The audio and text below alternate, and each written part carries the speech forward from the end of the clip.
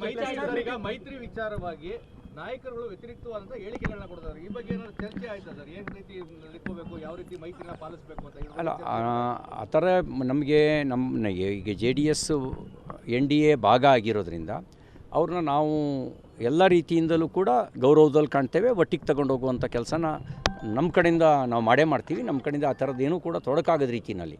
ಈಗ ನೋಡಿ, ಈಗ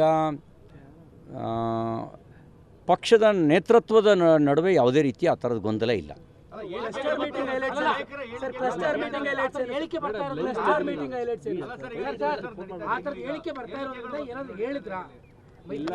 ಆ ಥರದ ಹೇಳಿಕೆ ಬಗ್ಗೆ ಏನು ಚರ್ಚೆ ಆಗಿಲ್ಲ.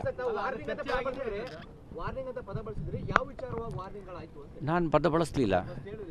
ಸಾರಿ, ನೀವು ನನ್ನನ್ನು ಕನ್ಫ್ಯೂಸ್ ಮಾಡೋಂಗಿಲ್ಲ. ನಾನು ಹಂಗೆ ಹೇಳೇ ಇಲ್ಲ.